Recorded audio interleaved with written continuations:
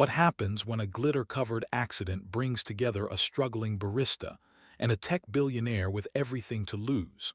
In a quiet corner of Denver, one small cafe becomes the battleground between business, belonging, and a connection no one saw coming. Love, secrets, and impossible choices collide in a story that starts with spilled tinsel and ends with something much deeper. Want to know how it all unfolds? Subscribe to our YouTube channel and don't miss a single twist in this heartwarming, slow-burn drama. Your next favorite love story starts here. Snow had just begun to fall over Denver, blanketing the city in a soft, silvery dust. The streets shimmered under the golden glow of old-fashioned street lamps, and storefronts slowly transformed into sparkling displays of lights, garlands, and holiday cheer.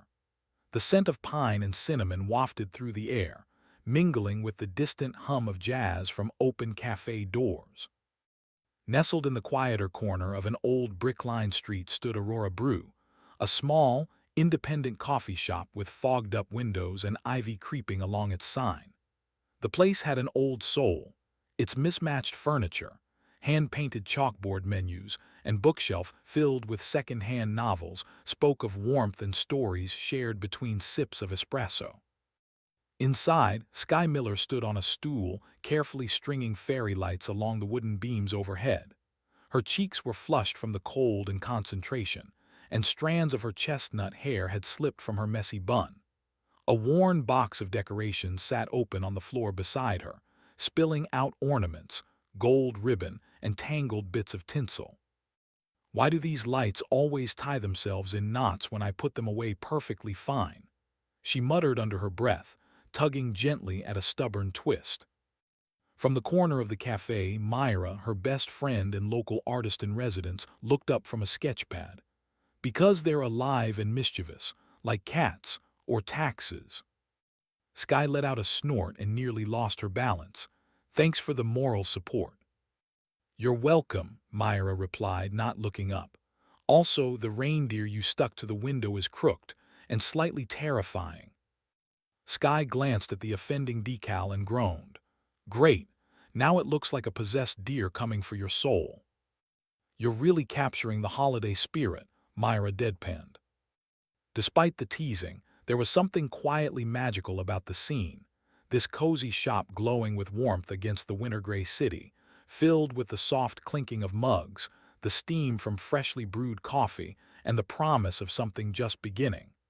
Sky paused a moment on the stool, surveying the room, and smiled. The holidays were always busy, sometimes overwhelming, but this space, her space, felt like home.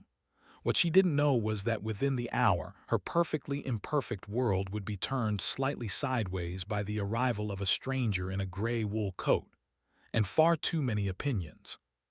Sky Miller had always been a curious blend of calm and chaos. By day, she was the heart of Aurora Brew, known to customers as the barista who remembered your favorite drink and added a swirl of something extra without being asked. Her coffee wasn't just coffee, it was an experience. A vanilla latte came with a pinch of cinnamon and a tiny doodle on the cup. A mocha might arrive with a handwritten quote on the sleeve. People didn't just come for the caffeine. They came for her. But Sky wasn't just a barista. Between espresso shots and milk foam, she sketched abstract patterns on napkins, snapped Polaroids of passing clouds, and filled the backroom with canvases painted at midnight. She believed in beauty, not the polished, curated kind, but the messy, spontaneous kind that came from real moments. Her tattoos were small and scattered, like accidental poetry across her skin. A bird behind her ear, a phrase in French on her wrist, a dripping paintbrush near her elbow. To her, freedom wasn't something to chase. It was something you lived, one weird, lovely moment at a time. Still, beneath the easy smiles and playful sarcasm, something gnawed quietly at her. A few days ago, she'd overheard a pair of regulars whispering about how the building's owner was planning to raise the rent. Nothing was confirmed, but it was enough to unsettle her. Rumors spread quickly in small neighborhoods, and real estate in Denver wasn't kind to independent shops like hers. Sky hadn't told Myra yet. She wasn't sure if she was ready to say it out loud. At night, when the cafe was empty and the hum of the espresso machine faded, she'd find herself staring out the frosted window, wondering what it would take to keep this place alive. Aurora Brew wasn't just a job, it was her anchor, her canvas, her community. The idea of losing it felt like losing a part of herself. She shook the thought away and returned to untangling lights, forcing a smile as a new customer walked in. One more cup, one more morning. Whatever storm was coming, she told herself she'd face it when it arrived. For now, she had coffee to brew and magic to keep alive. Nicholas Nico Vance was the kind of man who moved through the world like a storm behind glass, controlled, distant, quietly powerful. At 33, he was the CEO of Vanstech, one of Denver's fastest-growing tech conglomerates, known for its sleek designs, AI innovations, and ruthlessly efficient culture. His face had appeared on magazine covers under headlines like "The Mind Behind the Machine" and "Denver's Coldest Star Rises Fast."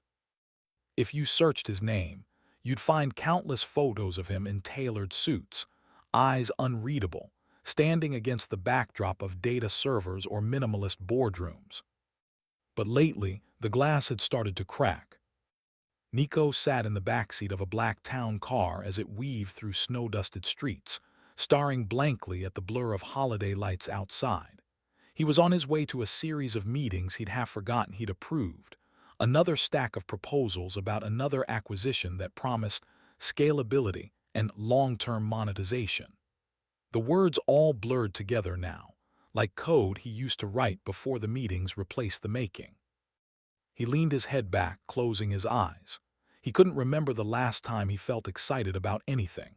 Years ago, when Vanstech was just a concept in his college dorm, he'd been driven by ideas that felt alive, tools to connect people, to inspire creativity, to give underdogs a platform. But somewhere along the way, the mission had gotten lost beneath investor presentations and strategic takeovers. Now he spent most days pretending he still cared. Even Graham, his COO and closest confidant, had noticed the change. "You've been off," he said last week. "Distracted." Nico hadn't denied it. He just responded with his usual flat, "I'm fine," then returned to his laptop, pretending that the glitch in his chest was just fatigue. He couldn't explain it, not even to himself, the gnawing sense that he was drifting further and further from something vital. He didn't know what he was missing, only that it wasn't here, not in high-rise offices or five-star hotels. It felt absurd to admit that he longed for something quieter, something human. When the car rolled to a red light near a row of old brick buildings, Nico looked out the window absently. A warm glow spilled from a small cafe with fogged-up windows and twinkling lights strung across its sign, Aurora Brew. For a brief moment, something stirred in him. He didn't know why. Maybe it was the way the windows pulsed with life, or the silhouette of a girl struggling with a box of ornaments just inside the door. "Pull over," he said suddenly. The driver blinked in the mirror. "Sir." Nico's voice remained calm but firm, just for a minute. He stepped out into the cold, not yet knowing that the simple decision to follow that flicker of instinct would change everything. The bell above the door jingled just as Skye balanced on her tiptoes atop the third rung of a slightly wobbly step stool. One arm reached overhead to loop the final string of fairy lights across the wooden beam above the cafe's entrance. In her other hand, a tangled mess of tinsel refused to cooperate. "Just one more loop," she whispered, brow furrowed in concentration. The door creaked open behind her. She didn't hear it. Nico stepped inside, brushing a few snowflakes from the shoulder of his charcoal gray coat. The warmth and scent of roasted espresso immediately wrapped around him. His eyes adjusted from the overcast street to the golden glow of the interior, just in time to hear a very soft, very distinct "crap." The string of lights slipped from Skye's fingers as she overcorrected her balance, and in the blink of an eye, everything unraveled. The fairy lights fell in a lazy spiral, dragging with them a cascade of silver tinsel, a rogue paper snowflake, and worst of all, the box of decorations perched too close to the edge of the counter. It was a slow-motion disaster. Before Sky could jump down or warn the poor soul below, the entire holiday display rained down on Nico. A strand of gold ribbon landed on his head like a garish crown. Glitter dusted his coat and caught in his lashes. A reindeer ornament bounced off his shoulder, clattered to the floor, and spun in a perfect little circle before tipping over with a soft clink. Silence! Myra gasped from her corner booth. Sky, still frozen on the stool, stared in horror. "Oh my God," she breathed. "I am so sorry." Nico stood motionless, eyes blinking through the gentle sparkle of airborne glitter. Sky scrambled down, trying to brush tinsel from his shoulder, her hands hovering awkwardly. "I didn't see you come in. I definitely didn't mean to attack you with Christmas." Nico looked down at the reindeer at his feet, then up at her flushed, flustered face. For a second, she expected him to snap, to deliver some snide remark worthy of a man in $1,000 coat and an even more expensive watch. But instead, he let out a short, surprised laugh. "Consider me officially welcomed," he said, plucking a snowflake off his lapel. Sky blinked. "Wait, you're not mad." He shook his head, his expression equal parts amused and resigned. "I've survived IPO meetings with more chaos." Sky laughed, partly in relief, partly because he'd said it with the driest deadpan she'd ever heard. "Well, congratulations," she said, finally smiling. "You just became part of Aurora Brew's very first holiday accident of the season." "I feel honored," Nico replied, brushing glitter from his sleeve. "Although, do I need a helmet if I order a coffee?" She tilted her head thoughtfully. "That depends. Do you prefer cappuccino with a side of garland?" He gave a low chuckle and stepped forward, the tension in his shoulders slowly melting under the cafe's warmth. "Surprise me," he said. And just like that, beneath the soft glow of tangled lights and a floor still dusted in glitter, the first spark of something unexpected began to flicker between them. Sky crouched down to retrieve the runaway ornament, cheeks still burning from embarrassment. She tucked a strand of hair behind her ear, trying not to make eye contact for too long. The man she just covered in half the holiday aisle looked far too calm for someone who'd just been ambushed by reindeer and ribbon. "I swear I'm usually more coordinated than this," she muttered, holding up the ornament with a sheepish smile. Nico leaned down beside her, plucking a piece of tinsel off the floor. "I find that hard to believe." Sky blinked, her face frozen in surprise, until she saw the faint smirk tugging at the corner of his mouth. Then she laughed genuinely and handed him the tiny box of hooks that had spilled under the counter. "Okay, fair, but in my defense this place fights back.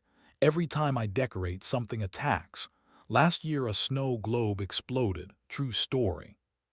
"Sounds like a dangerous establishment," he replied, standing and placing the box gently on the counter. "You should come with a warning label." She smiled again, this time more relaxed. "Yeah, probably.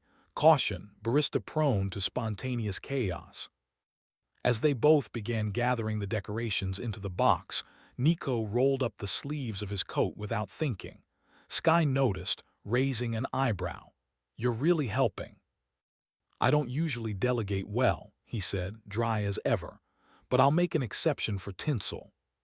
She let out a laugh, surprised again at how easily conversation flowed with someone who, moments ago, looked like he'd stepped off a magazine cover.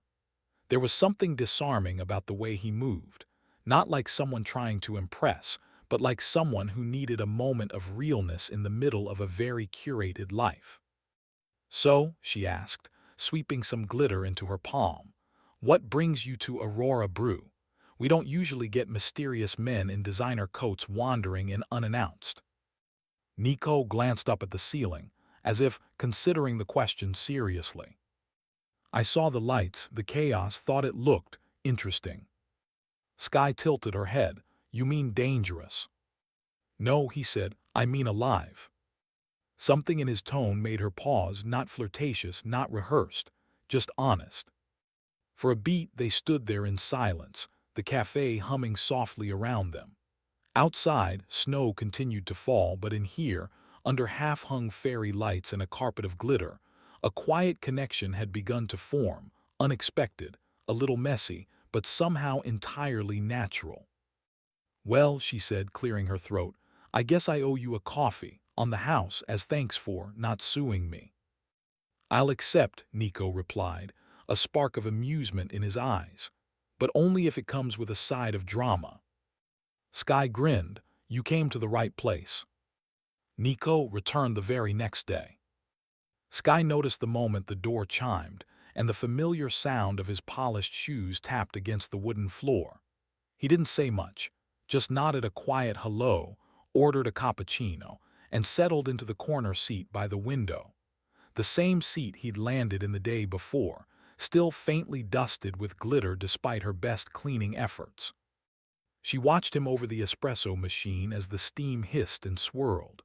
He didn't pull out a laptop or make phone calls like most business types. Instead, he just sat, hands around the warm ceramic mug, staring outside at the snow falling on the street like it meant something. The visits continued, at first sporadically, then more frequent. By the end of the week, he was there almost every other morning, always alone, always calm, always ordering something slightly different as if testing her creativity. "You never get the same drink twice," she commented one morning, handing him a rosemary honey latte she'd just invented. "I like to keep things unpredictable," he said, sipping carefully. "This one tastes like a forest that's trying to flirt with me." Sky chuckled. "I'm putting that on the board." He smirked, but didn't stop her when she scribbled it on the specials chalkboard beside the register. "Flirty forest. Ask for the Nico version." At first, she told herself his presence didn't faze her. He was just another customer. An interesting one, sure. Handsome, mysterious, oddly charming in a completely understated way, but still just passing through. Probably slumming it between meetings and investment deals. Rich guys didn't linger in places like Aurora Brew unless they were bored. But over time, she noticed the little things. The way he always returned his empty mug to the counter, the way he remembered Myra's name and complimented her artwork, the way his shoulders seemed to loosen the longer he sat in that corner. She also noticed herself, the way she tried, just a little harder on her latte art when he was around, the way her stomach tightened a little when he smiled, rare as it was, and how, no matter how she tried to keep it casual, her eyes always seemed to drift toward that window seat whenever he came in. Still, she kept her distance. Sky had always prided herself on being grounded, not the kind of girl who fell into cliches. Mysterious CEO. Too easy. Too dangerous. Besides, she had more important things to worry about, like the not-so-rumored rent hike and the quiet fear that her little world might not survive the new year. So she made the coffee, she smiled, she joked, but she didn't ask too many questions and she never let her gaze linger for too long. And Nico, for his part, never pushed. He just kept coming back. One quiet Tuesday afternoon, between the lunch rush and the evening lull, Sky caught Nico lingering near the counter longer than usual. He was watching her work with that same silent curiosity he'd worn for the past few weeks, never intrusive, but always present, like a puzzle piece trying to find its place. She raised an eyebrow as she wiped down the espresso machine. "You ever actually made coffee before?" Nico looked up from where he was examining a hand-painted mug. "I've invested in 3 companies that do," he said dryly. "That's a no," she said, grinning. He hesitated for half a second, then returned the grin with a slight shrug. "A well-informed no." Sky tilted her head toward the barista station. "Come here, you're learning today." He gave her a skeptical look. "I should warn you, I'm not great with machines that don't come with a user manual." "This one's powered by intuition and steam," she said, grabbing a fresh portafilter. "You'll survive." The lesson began with laughter, spilled milk, and Nico nearly scalding his hand trying to steam oat milk. But Sky was patient. She stood beside him, guiding his hands with quiet instructions, sometimes teasing, sometimes surprisingly gentle. When his first attempt at latte art came out looking like a squashed jellyfish, she burst out laughing and drew a face on it with caramel syrup. "Perfect," she said, "a caffeinated sea creature, very avant-garde." He smirked, "Don't quit your day job." They fell into an easy rhythm, her correcting his technique, him offering wry commentary like a reluctant student who was secretly enjoying himself. For a man known for algorithms and mergers, Nico seemed surprisingly willing to fail at something as human and messy as making coffee. Later that week, he returned during closing hours just as Sky was flipping the open sign to closed. In one hand, he carried a small cardboard box. "I passed a pop-up market downtown," he said casually. "Thought of the cafe." Inside were a few quirky holiday decorations. A hand-knit garland of tiny coffee cups, a ceramic moose wearing a scarf, and an oddly charming snowman made entirely of mismatched buttons.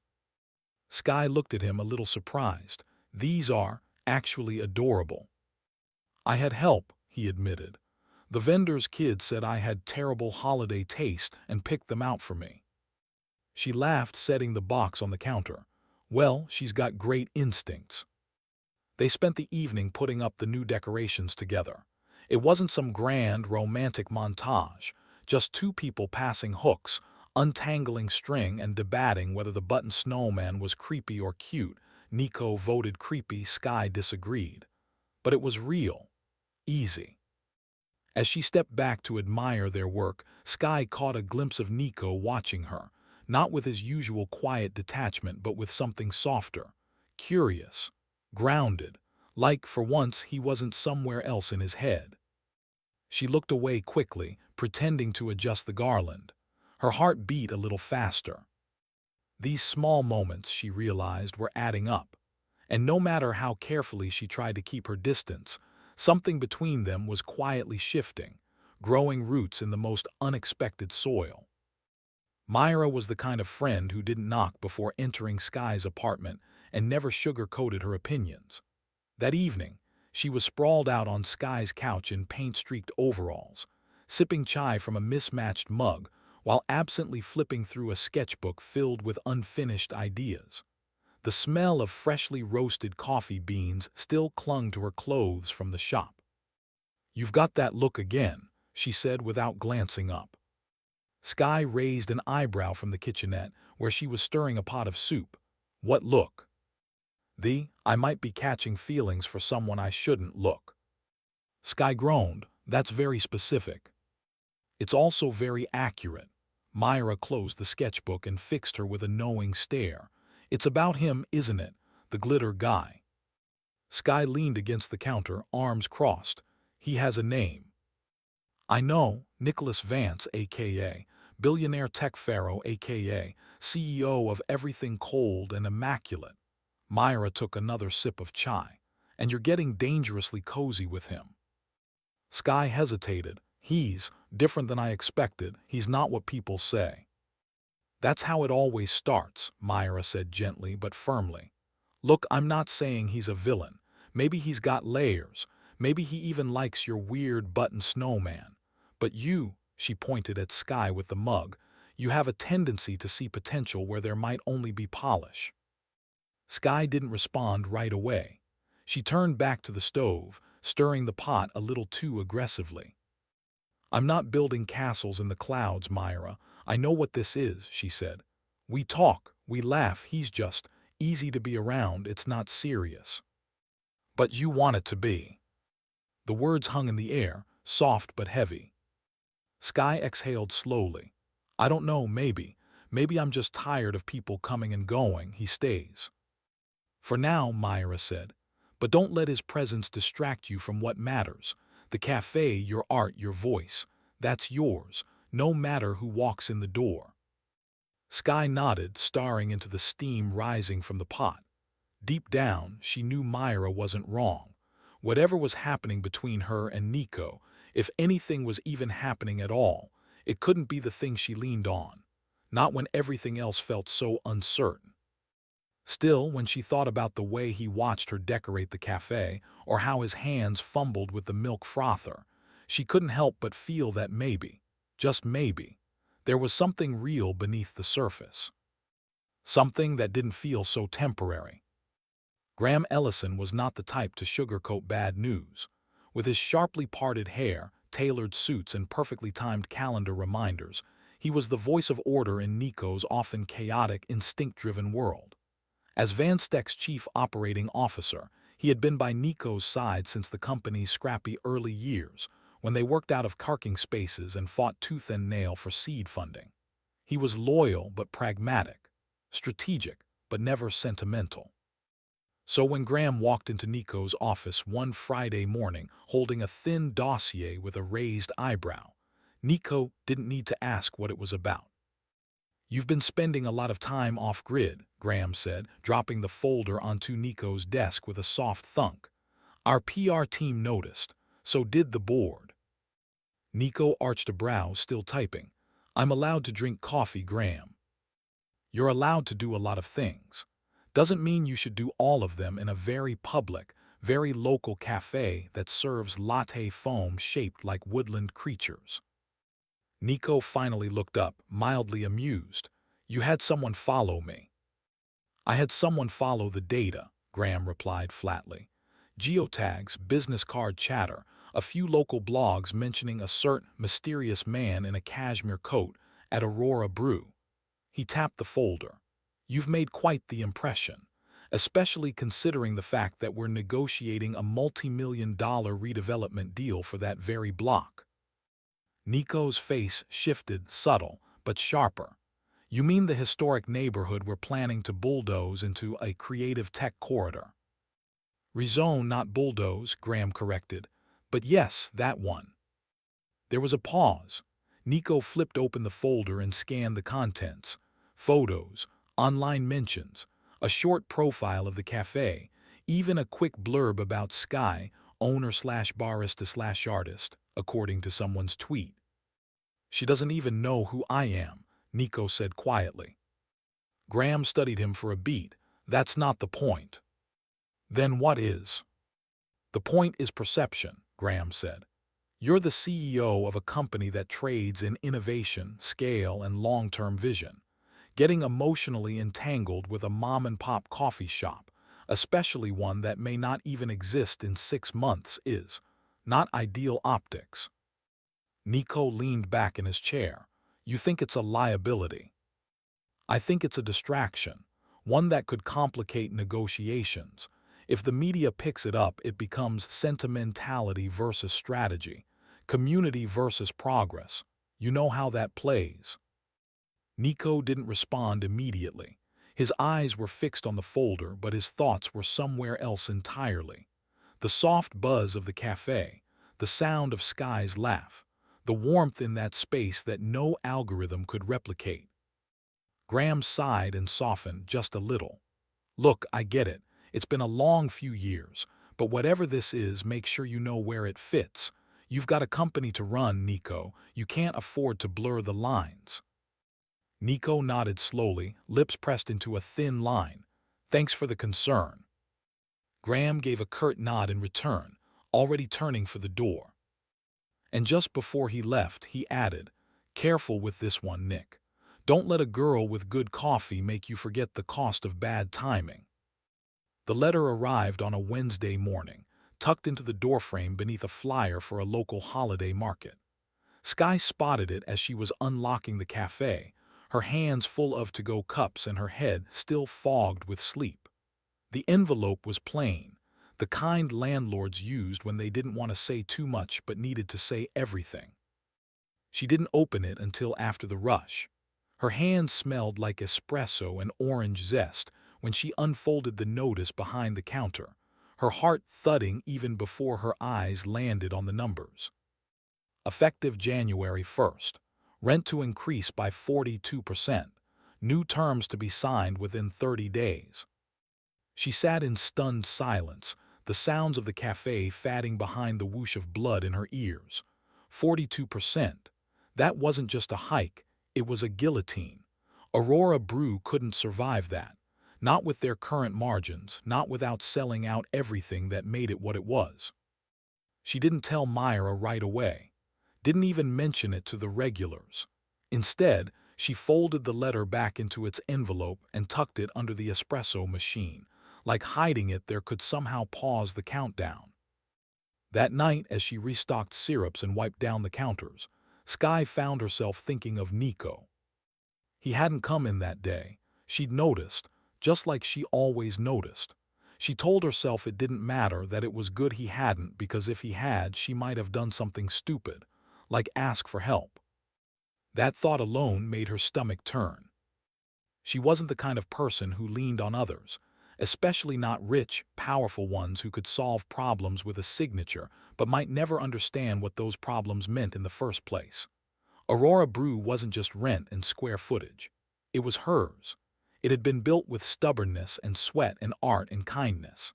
Asking Nico to step in would be like inviting a stranger to rewrite her story, even if he meant well. But still, her mind kept circling back. He could help. He had the power, the resources, the kind of influence that could shift a zoning law or renegotiate a lease before breakfast. And more than that, he'd listened to her. He'd seen her, not just as the girl behind the bar, but as someone who mattered. But what would it cost? Her pride, her independence, the balance they'd been dancing around these past few weeks. Skye stood in the darkened cafe, arms folded, watching her reflection in the glass. Outside, snow was beginning to fall again, soft and slow. Inside, the lights twinkled above her like promises she wasn't sure she could keep. She whispered to the empty room, "What would you do if it were me?" No one answered, not even the espresso machine. But deep down, she knew soon she'd have to decide. Stay silent and risk losing everything, or take the leap and hope he caught her. The boardroom on the 47th floor of Van Steck's headquarters was sleek, silent, and surgically lit, like a place designed for logic and bottom lines. Floor-to-ceiling windows overlooked downtown Denver, but no one was paying attention to the view. All eyes were fixed on the glowing screen at the head of the table, where a 3D rendering of a futuristic innovation hub rotated slowly, complete with rooftop gardens, coworking spaces, and digital kiosks. Nico sat at the end of the table, arms folded, jaw set. His phone buzzed silently in his lap, probably another message from Graham reminding him to stay focused. Not that he needed the prompt. He was already tuned in. Too tuned in. Phase 1 would involve acquisition of the remaining properties along the East Ninth Corridor, said Clara Han, the company's head of urban strategy. She clicked her remote, and the map zoomed in. Red outlines flashed across a stretch of blocks, marking buildings soon to be rezoned or absorbed. One of them was Aurora Brew. Nico felt it like a knot in his chest. "The coffee shop?" he asked, voice quiet but firm. Clara glanced at her notes. "Yes, small independent, no franchise affiliation. Their lease is up at the end of the month. Landlord already approached us about a bulk offer." Graham, seated a few chairs down, leaned forward. "It's a good opportunity to clean slate that block. Unified aesthetic, flexible leasing, clean transition." The words swirled like static around Nico. Clean transition, unified aesthetic. He thought of the mismatched mugs, the crooked lights, the strange little snowman made of buttons. He thought of Skye, head tilted, brow furrowed, pulling espresso like it was an art form. It wasn't just a coffee shop, at least not to him. But he didn't speak right away. Instead, he watched the room, the nodding heads, the quiet hum of agreement. It was a done deal in their eyes, just another acquisition, another step in a vision of polished progress. None of them had ever stepped foot in Aurora Brew, much less watched a community form between its walls. Graham caught Nico's expression and leaned toward him, voice low. "If you have a conflict of interest, now's the time to bring it up." "I don't," Nico said evenly. It was technically true. There were no contracts, no signatures, no promises made. Just moments, small ones, the kind that didn't show up on spreadsheets but somehow carried weight all the same. He leaned back in his chair as the conversation moved on, feeling himself split between two worlds, one built on vision and venture capital, the other on something messier, something human. And he realized, with a sinking feeling, that soon he'd be forced to choose between them. It took Sky 3 full days to work up the nerve. 3 days of sleepless nights, financial spreadsheets scrawled on napkins, and half-formed ideas she didn't have the heart to say out loud. Myra told her not to go, said it would blur the line between business and something else, something she couldn't quite define. But Sky knew deep down she didn't have much of a choice.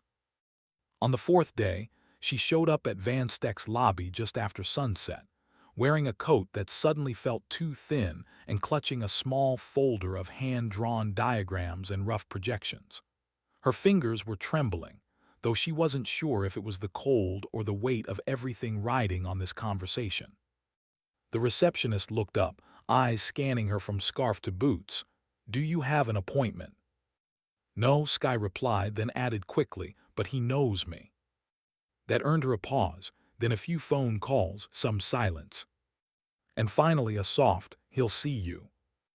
Nico was alone when she entered the glass-walled office on the top floor. The city stretched behind him in a sea of twinkling lights, but he was looking at his hands, not the skyline. He stood as she walked in. "Sky." "Hi," she said, voice more uncertain than she wanted it to be. "You found me," he said gently, offering a small smile. "Didn't expect you here." "I didn't either." She sat across from him, placing the folder between them like a peace offering. "I heard about the rent and the plans for the block. I know what's coming." He didn't deny it, just folded his hands and waited. "I'm not here to ask you to stop it," she said. "I know how these things work. I know I don't have that kind of leverage, but I thought, maybe there's something in the middle, a way to survive it together." She opened the folder and showed him a loose proposal, an idea for a joint community space, part cafe, part art hub, partially sponsored by Van Steck as a gesture of local engagement. No flashy headlines, no legal partnership, just a quiet support structure that would let Aurora Brew stay alive without being swallowed whole. "I know it's a long shot," she said, eyes searching his face, "but it would mean everything, not just to me but to the people who come through those doors every day." Nico was quiet. He flipped through the pages slowly, not rushing, not reacting.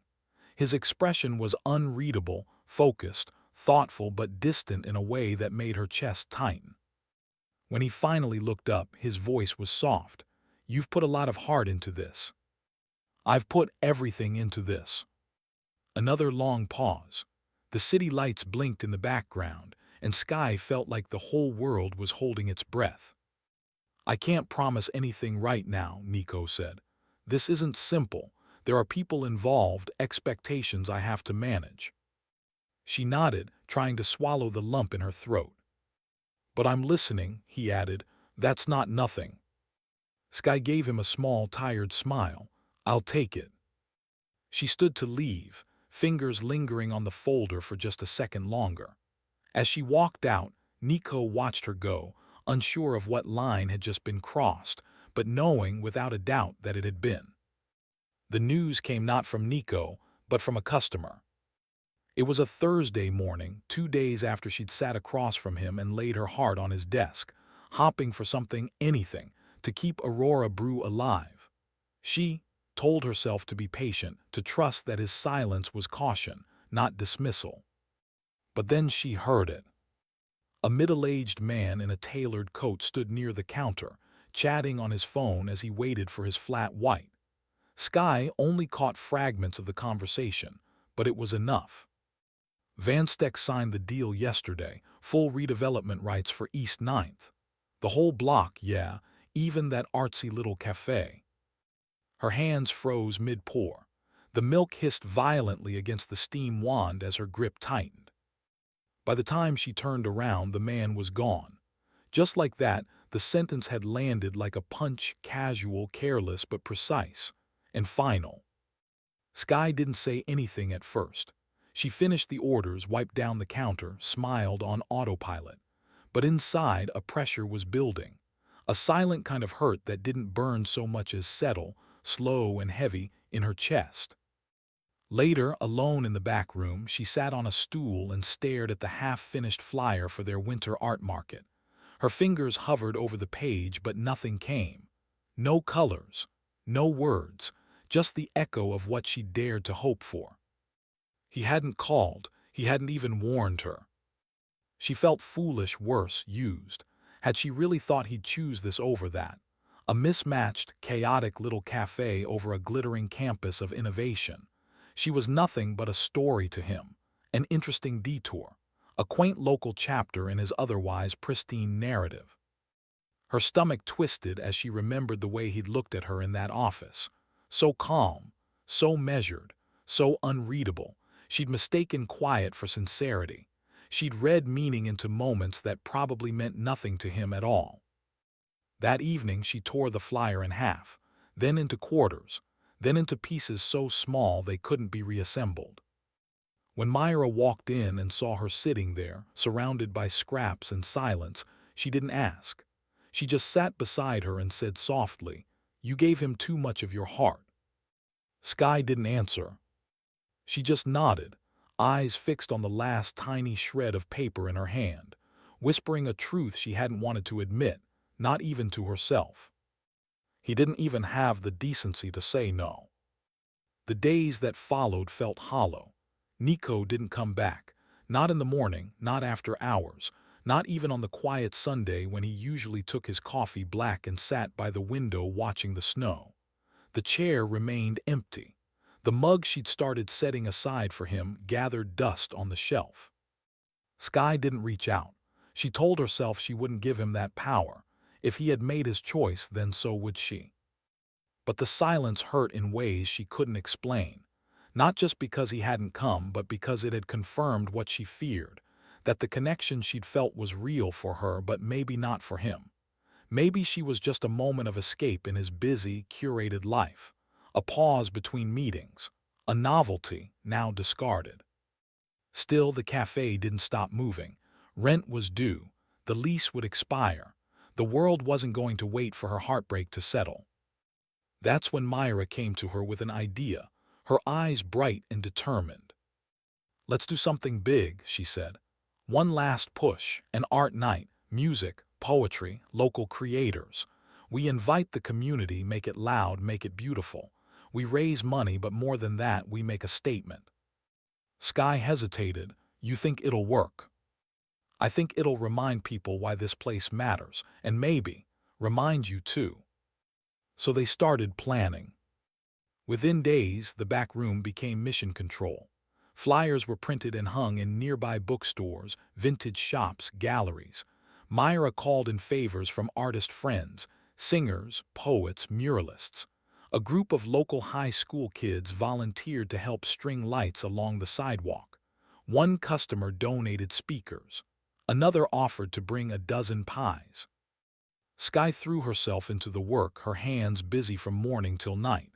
It helped numb the ache, helped her pretend she wasn't checking the door every time it opened, half hopping, half dreading that Nico would walk in. But he didn't. Instead, she painted signs, rewrote the menu, and rehearsed what she'd say if anyone asked about the future of Aurora Brew. "We're not done yet," she would say with a smile. She just wasn't sure if she believed it. The city looked different from up here. A glittering grid of ambition stretched beneath Nico's office window. But for the first time in months, maybe years, he wasn't interested in the view. He sat alone at his desk long after the rest of the building had emptied, her voice echoing in his mind like a song stuck on repeat. "It would mean everything, not just to me, but to the people who come through those doors every day." He had listened, truly listened, but what had he done with her trust? Nothing. Not a call, not a reply, just silence and strategy. He'd let the deal move forward, let the wheels turn like he always did. But this time, it didn't feel like winning. He opened the drawer where he kept the things no one was supposed to see: photos, scribbled notes, pieces of a past life. Near the bottom was an old Polaroid, a boy sitting in a corner booth of a sunlit cafe, holding a cookie the size of his face, grinning like the world was brand new. His mother's cafe. It had been small, cluttered, full of noise and comfort. The walls were covered in art from local kids, the scones always a little too dry, the air thick with cinnamon and jazz. It wasn't perfect, but it had been home. It was where he learned to write code on the back of a napkin, where he'd sat on the floor during closing time, sorting coins from the tip jar into neat little piles. It was where he had first understood the idea of value, not as numbers or shares, but as connection, community, care. And he had lost it. That cafe had been bought out, quietly and efficiently, by a company not unlike his own. His mother never complained. She said it was time. But he remembered the day she locked the door for the last time. Her hands lingered on the handle a moment too long. He ran a hand through his hair, suddenly restless. A knock at the door broke the silence. Graham stepped inside, coat over his arm, clearly expecting a quick exchange. "Long day?" he asked. Nico nodded. "Long week." Graham hesitated, then in a rare moment of gentleness said, "You've been off since she came in." Nico didn't bother pretending. "I made a mistake." "You made a decision," Graham said carefully. "It's what we do here." "No," Nico replied, his voice lower now. "What we do here is justify every compromise with numbers. We lose pieces of ourselves and call it evolution." Graham studied him for a long beat. "Is this about the cafe or the girl?" "It's about both," Nico said quietly. "It's about the fact that somewhere along the way I stopped choosing what mattered, and she saw that before I did." Graham exhaled, setting his coat on the chair. "So what now? You going to pull the deal, reverse the decision?" "I don't know," Nico said, "but I'm done pretending it doesn't matter." That night, for the first time in a long while, Nico didn't go home in the company car. He walked. Through snow-covered sidewalks, past glowing windows, with nothing but the city and his own conscience beside him. Somewhere in that quiet, he made a decision, not as a CEO, but as the boy who used to sit in a cafe and believe in something. The boardroom felt colder than usual. Nico stood at the head of the long table, sleeves rolled up, tie forgotten. No screens, no flashy presentation, just a printed packet in front of each board member, bound with a black clip. Across the top, Community Integration Pilot, Aurora Block Redevelopment, Revised Proposal. He let the silence settle before he spoke. "I'm asking you to pause the current East Ninth project," he said evenly, "and to approve a new direction, one that doesn't replace the community but invests in it." A few board members exchanged confused glances. Graham leaned back in his chair, watching but saying nothing for now. Nico continued, flipping open the packet. Inside were floor plans not for a glass and steel tech hub, but a mixed-use concept. Art studios, community meeting spaces, independent vendors, co-op retail, and Aurora Brew at the heart of it all. A small cafe that would serve as both anchor and symbol. "Aurora Brew," he said, tapping the photo of the shop on the page, "is more than a coffee shop. It's a gathering place, a creative space, and a model for how we can integrate with, not erase, the neighborhoods we expand into." A sharp voice cut in. "We've already begun negotiations. Construction timelines are in motion. You want us to redesign the whole thing for one cafe." "I want us to redesign it for what that cafe represents," Nico replied. "We say we support innovation. Let's actually innovate. Let's build something that gives back." Clara, the urban strategy head, raised an eyebrow. "This kind of hybrid concept isn't scalable." "It doesn't have to be, not yet," he said. "We make it a pilot program. One block, one community, One chance to get it right. If it works, we have a model for ethical urban growth. If it fails, we tried something bold instead of something predictable. There was a pause. He could feel the weight of skepticism in the room, but also something else, curiosity. Long term, Nico added, this isn't just good PR, it's good culture. And culture is what keeps people invested, not just financially but personally. I forgot that for a while. I don't plan to again. He looked at Graham, who met his gaze for a moment. Then slowly, Graham gave a single nod. I support the pilot, he said. Another silence followed. Then one by one, murmured voices and hesitant hands began to rise. The motion passed.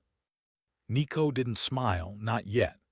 But as he gathered his papers and stepped out of the room, he felt something he hadn't felt in a long time: alignment. Not just with the company or the board, but with himself. He pulled out his phone, fingers hovering over Sky's number. He had something to say. And this time he wouldn't be late. The night air was sharp and glittering with frost. Strings of warm lights crisscrossed the front of Aurora Brew, casting a golden glow onto the sidewalk where neighbors gathered, mugs of cider in hand. Inside, the cafe was buzzing. Paintings lined the walls, a guitarist played soft jazz near the windows, and the smell of cinnamon and pine clung to everything like memory. It was the night of the fundraiser, the last best hope. Sky stood near the front counter, slightly elevated on a crate they'd disguised as a stage. She clutched a small stack of notes but barely glanced at them as she spoke. Her voice was steady, though her heart beat like a drum in her throat. I know we're just a coffee shop, she said. Small, messy, a little crooked in places, but this place, it's more than that. It's where people meet before job interviews, where poems are written on napkins, where we hang art that no gallery will take and it still matters. She paused, letting the quiet settle in. This cafe was never about profit. It was about belonging, and if there's even the smallest chance we can keep that spirit alive, then we have to try. The room responded with soft applause, some teary smiles, and the low hum of hope. She stepped down, heart full but heavy. The reality still loomed. The fundraiser would help, but it wouldn't be enough. And then the door opened. Sky turned toward the sound, already half ready to smile politely and greet another guest. But then she saw him, tall, familiar, shoulders dusted with snow. Nico. He looked different, not in appearance, still immaculately dressed in a charcoal coat and scarf, but in something quieter, softer. He walked in without a word, scanning the room until his eyes found hers, and for a moment the noise faded. She took a breath, caught somewhere between anger and relief. "You're late," she said, voice low as he reached her. "I know," he said just as quietly, "and I'm sorry." Before she could answer, he reached into his coat and handed her a small folder.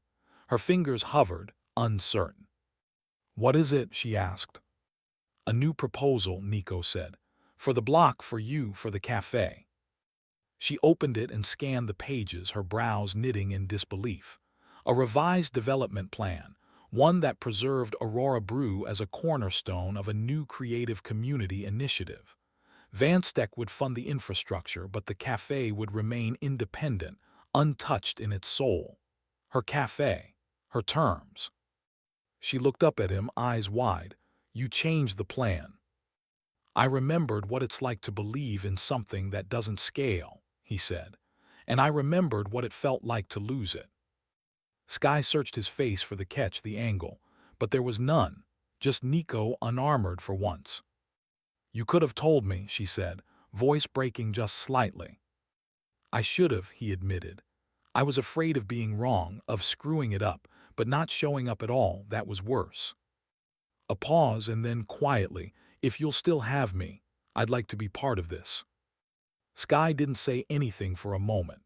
She just looked at him, really looked, past the mistakes, the silence, the missed chances, and saw the man who had come back not to fix her but to stand beside her. She took the folder in one hand, and with the other reached for his. "Welcome to the community," she said softly. The applause began again, not for a speech this time, but for a feeling that had returned, the kind that lived in the cracks of broken plans and brave hearts. And under the glow of fairy lights, surrounded by neighbors, music, and second chances, Aurora Brew pulsed with life once more. Later that night, long after the music faded and the last guests filtered out into the snowy streets, Sky stepped outside to breathe. The cold kissed her cheeks and the quiet wrapped around her like a blanket. Inside, the cafe still glowed softly, a few candles flickering in the windows. She clutched the folder Nico had given her against her chest. She didn't hear him approach until he was beside her, his breath visible in the cold, hands in his coat pockets, gaze fixed on the snow swirling beneath the streetlights. "For the record," he said gently, "you were right." She looked over a little startled. "About what?" "About what this place means, about what matters."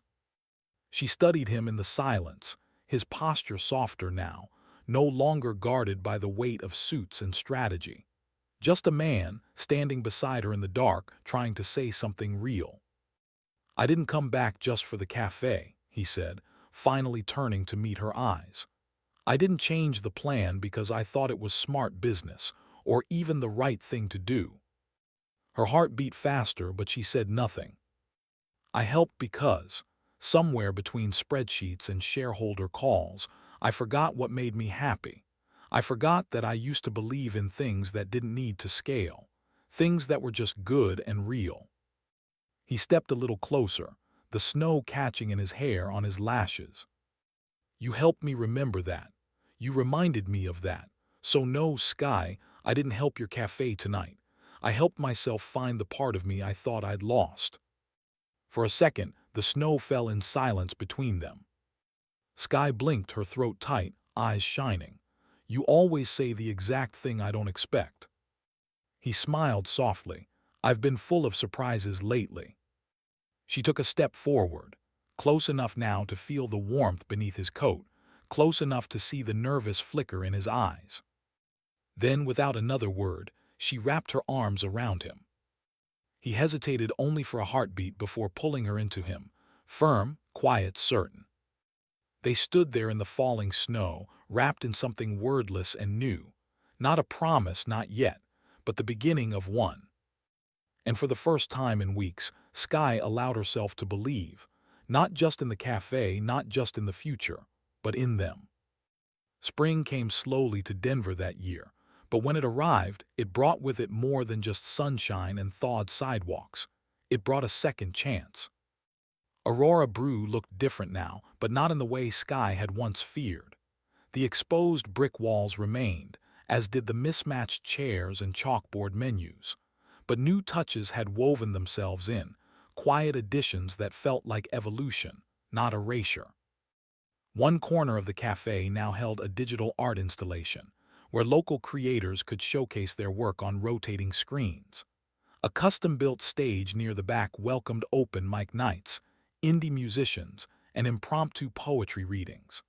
Upstairs, a small co-working loft with sun-drenched desks and cozy couches provided a place for writers, developers, and dreamers to collaborate over coffee. The sign above the door still read Aurora Brew, but beneath it, in smaller, hand-lettered script, were three simple words: coffee, creativity, community. And Sky, she wasn't just a barista anymore. She was now listed on official documents as co-founder of the pilot program between Vanstec and the East Ninth Creative Corridor. Her name appeared beside Nico's in grant proposals and community press releases, and even though the title felt surreal, it was earned. Every inch of the space still carried her spirit. The colors, the layout, the way the espresso machine stood proudly near the front like a familiar heartbeat. She still brewed coffee most mornings, sleeves rolled up, hands dusted in flour or cinnamon. But now she also led workshops, helped mentor young creatives, and sat in on strategy meetings where her voice carried weight. Myra's latest mural covered an entire wall, and Sky had helped paint it, messy, imperfect, and entirely theirs. As for Nico, he didn't sit in the corner window seat anymore. These days, he stood beside her more often than not, sometimes in meetings, sometimes in the quiet hours before the doors opened. He had traded sleek detachment for something slower, more deliberate. His presence was still precise, but no longer cold. And though his schedule still hummed with chaos, he always made time for the place where things had begun to change. One morning, Sky caught him reading a book near the bar. His tie loosened, coffee half full, and walked over, grinning. "We're out of croissants," she said, "but Myra made those ridiculous matcha cookies again." He closed the book, pretending to consider. Dangerous offer. "Life's short," she said. "Eat the green cookie." He laughed, low and genuine. "Only if you split it with me." She did. Outside, the neighborhood moved around them, slower now, more connected. Aurora Brew had become more than a cafe. It was a hub, a heartbeat, a beginning. And it was only the beginning. The morning sun filtered through the tall windows of Aurora Brew, casting soft gold across the cafe's reclaimed wood floors and catching on the dust motes dancing in the quiet air. Outside, the first blooms of spring peeked through sidewalk cracks, hope disguised as dandelions and wildflowers. The city was still stretching awake, but inside the cafe, Sky was already moving with quiet rhythm. She stood behind the counter, sleeves rolled up, carefully pouring steamed milk into a freshly pulled espresso shot. The scent of toasted hazelnut and lavender drifted through the room. Her hair was tied loosely, a streak of paint still faint on her wrist from the mural touch-ups she and Myra had finished the night before. Everything about the morning felt still, warm, suspended in the kind of peace that comes only after surviving a storm. The bell above the door jingled. Sky didn't have to look up to know who it was. Nico stepped inside, the door shutting softly behind him. He wasn't in a suit, just a light sweater and his usual calm air. But what caught Sky's eye was the familiar knit scarf slung over his arm. "My scarf," she said with a raised brow, not bothering to hide her smile. He held it up like an offering. "Rescued from the backseat of my car, smelled faintly of espresso and bad decisions." She laughed, shaking her head as she wiped her hands on a towel. "Well, now it smells like redemption." He stepped closer, laying the scarf gently on the counter between them. "You left it the night of the fundraiser," he said quietly. "I didn't think I'd get it back." "I wasn't planning on holding on to it," he said, then added softer, "but it did remind me of you, every time I saw it." They stood there in the golden hush of the morning, eyes locked, not with urgency, but with the quiet certainty of people who had made it through doubt and distance and still found their way back to each other. Sky reached for the scarf, but Nico's hand caught hers, fingers warm against hers in the cool air. "You know," he said, almost a whisper, "this is the best part of my day." She tilted her head, curious. "What is?" "Walking through that door, knowing you're here." She didn't say anything at first, just smiled, that wide, soft smile that always started in her eyes. Then, without a word, she leaned forward and kissed him gently on the cheek, letting her hand rest briefly over his. No rush, no declarations, just presence, just them. Outside, the world carried on, cars passed, birds sang, life continued. But in that moment, wrapped in coffee steam and morning light, everything was exactly as it should be. Whole, quiet, unmistakably together.